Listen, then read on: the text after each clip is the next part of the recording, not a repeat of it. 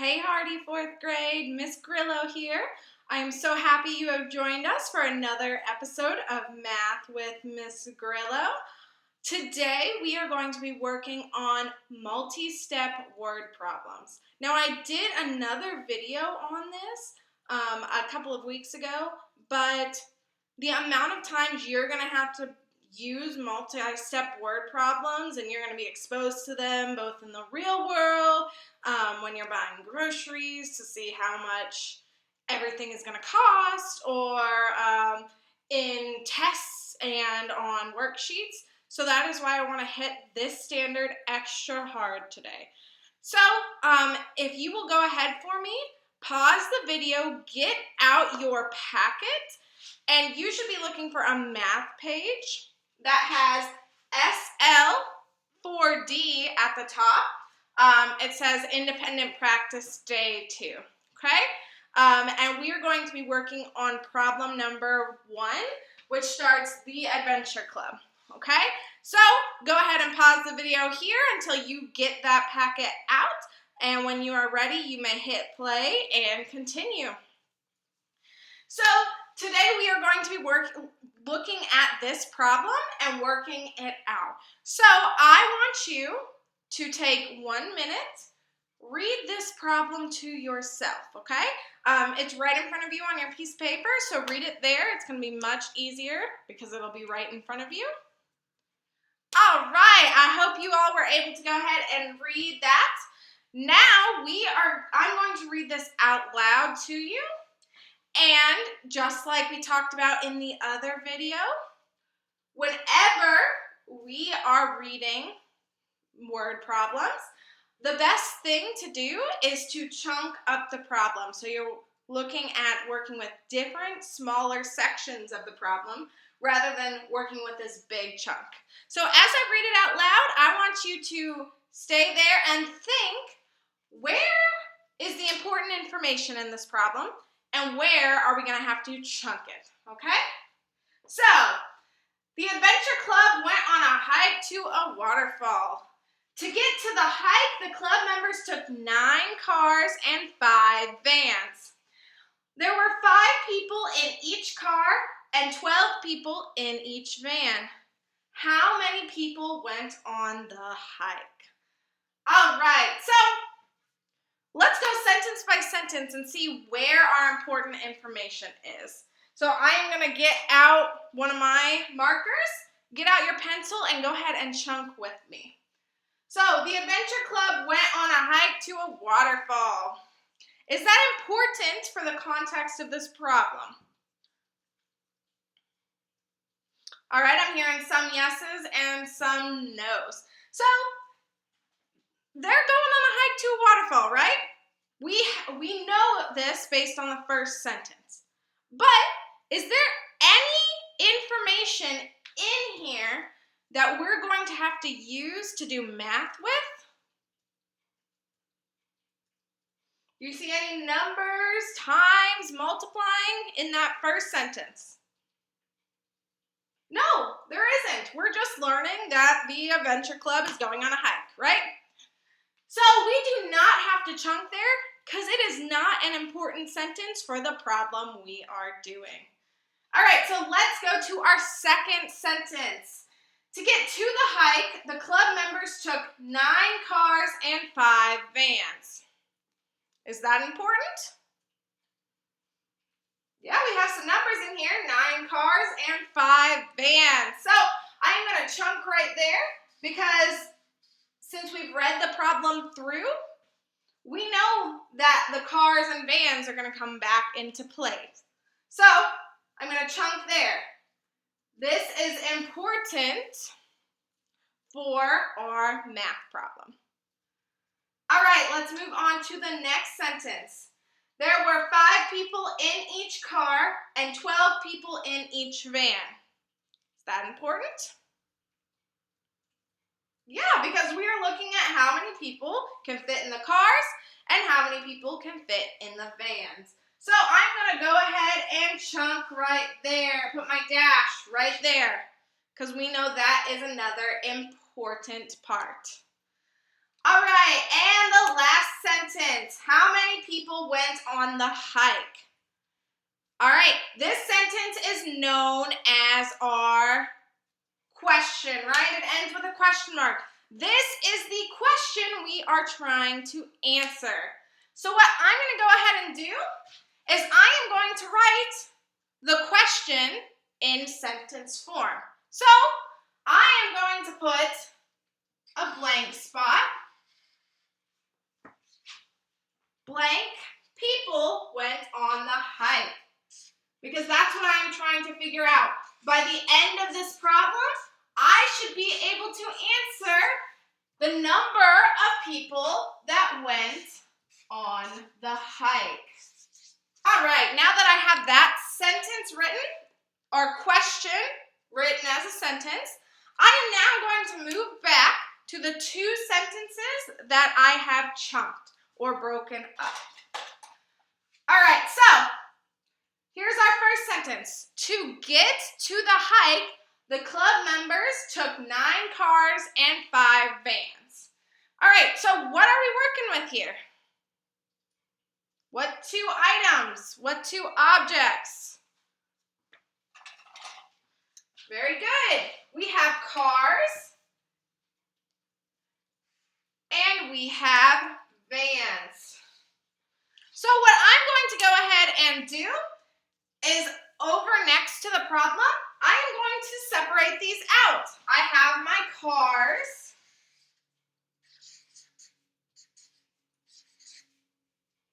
and I have my vans.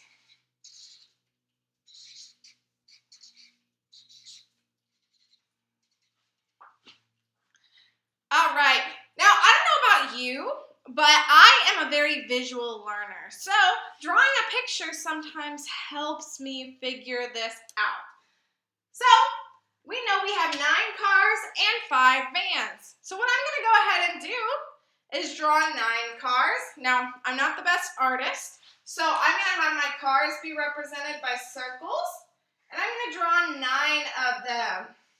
And then I have 5 vans, and I'm gonna let those be represented by squares. All right, so I have my 9 cars and my 5 vans represented here. So, does that go along with this first sentence? Did we do this? Did we represent 9 cars and 5 vans?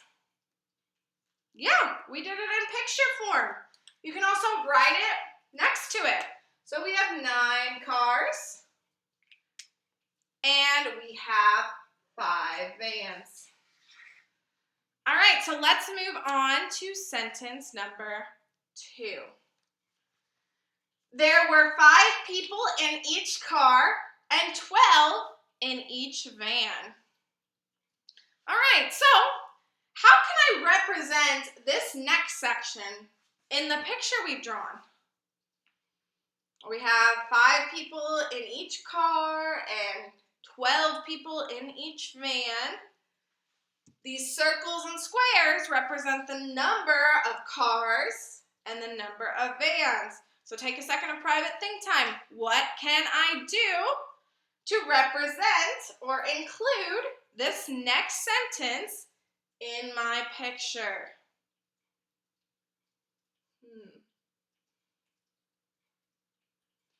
Well, if there were 5 people in each car, so in each car, and I have 9 cars, according to this sentence right before, that means I'm going to have to put 5 people in each of my 9 cars. So I'm going to go back to my picture, and I'm going to draw 5 circles within my circles, right? 1, 2, 3, 4, 5. Because that represents the number of people that fit in each car. All right, I'm going to go ahead and do that for the rest of my cars. All right, so now we have filled out our car section. We know that there are 9 cars and there are 5 people in each. So in each of my sections, I put 5 dots to represent the 5 people. We can move down right here, though. We have 9 cars, and how many people do we have in each? 5, right? So I can put my 5. Now, if I have 5 people within 9 cars, what operation am I going to do? Am I going to add 9 plus 5? Am I going to subtract 9 minus 5? Am I going to multiply 9 times 5? Or am I going to divide 9 by 5? What do we think? I heard it. We're going to multiply, right? Because we have 9 sections in total, and there are 5 people in each section. So that's going to give us our total, 9 times 5. All right, I'm going to move on to vans and do the same thing over here. We have our 5 vans represented from that first sentence. So now we need to look at the second sentence. There were 5 people in each car. We did that. Very good. And there were 12 people in each van. How many people were in each van? 12. Very good. So what am I going to have to do down here? I'm going to have to represent my 12 people inside each of my 5 squares. All right, so I'm going to go ahead and do that. I have 1, 2, 3, 4, 5, 6, 7, 8, 9, 10, 11, 12. All right, I did it for 1. Now I have to go and finish the rest. Do the same thing on yours. All right, now that we have represented our 12 people in each of our 5 vans, now we have to figure out the same equation. So we have 5 vans in total, and we have 12 people in each van. So what is our operation going to be? I'll give you a hint. We did one similar with the cars. Yep, we are going to multiply. All right, so 9 times 5 will give us what? What will 9 times 5 give us? The number of people in the cars. Very good. Now, what is 5 times 12 going to give us? The number of people in all the vans. All right, so if you don't know your multiplication facts off the top of your head, that's why we drew the pictures. You can go ahead and count how many dots are in each. So I know there's 5 here in each of them, so I'm going to count by 5s. 5, 10, 15, 20, 25, 30, 35, 40, 45. So 9 times 5 is what? 45. Very good. And this represents the number of people in all the cars. All right, so are we done there? Is that our answer? 45, the people that went on the hike? No, because 45 just represents the people in the cars. So next we are going to have to go down here, okay? We have 5 times 12. And same thing, if you don't know your multiplication facts, that is okay. That's why we drew the picture. You can go ahead and count by 12s, okay? So I have 12 here. 13, 14, 15, 16, 17, 18, 19, 20, 21, 22, 23, 24. Come on, count with me. 25, 26, 27, 28, 29, 30, 31, 32, 33, 34, 35, 36, 37, 38, 39, 40, 41, 42, 43, 44, 45, 46, 47, 48, 49, 50, 51, 52, 53, 54, 55, 56, 57, 58, 59. And 60. So 5 times 12 is how much? 60. Very good. And take a second of private think time. What does this 60 represent? The number of people in all the what? Vans. Very good. Number of people in all the vans. Oh, so I get it. This is my number, 60, right? 60 is the answer, the number of people that went on the hike, right? If you said no, very good, because 60 just represents the number of people in the vans. So, if we are trying to figure out our total number of people that went on this hike, what are we going to have to do? Take a minute, think. What are we going to have to do? Well, we have the number of all of the people in the cars, and we have the number of all the people in the vans. So, if we put them together or add them, what is that going to give us? The number of people that went on the hike. So, I have 45. So, this is our cars. And then I'm going to add 60, which is our van. And when I add them together, it should give me how many people went on the hike. But notice, what did I do with my addition statement over here?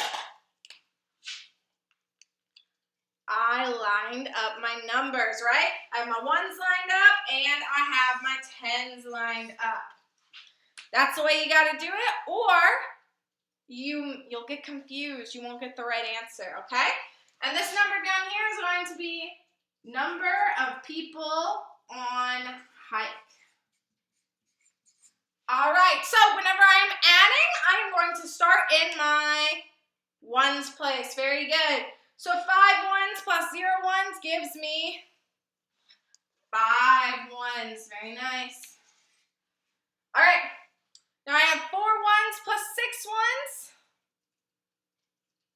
That gives us 10 ones. But can I put, not 10 ones, 10 tens. My fault. We're in the tens place here, okay? So 4 tens plus 6 tens is 10 tens. But can I write 10 down here? No, because we can only have one place value covered in our 10 spot, right? So I am going to write my 0, and I am going to carry my 1. Do I have any other hundreds? Nope. So 100 plus 0 hundreds plus 0 hundreds gives us 100, and we can just carry that down. So how many total people, number of people, went on our hike? 105. 105 people went on that hike to the waterfall. So whenever you are doing multi-step problems, you have to make sure you are reading your question very closely. Look at all the numbers that you have here. Make sure you're breaking down each section. It looks less scary when you do it that way. And then use any strategy that works. Draw a picture. Write an equation. Line up your place values. Those are important strategies to be able to solve multi-step word problems. All right, thank you guys for joining me today. You did an excellent job, and I cannot wait to see your packets and see what all you have accomplished. There are a couple of more worksheets that deal with multi-step word problems, as well as the rest of this page. So go ahead and finish that up. and I can't wait to see what all you have accomplished. Have a great day. Bye, guys.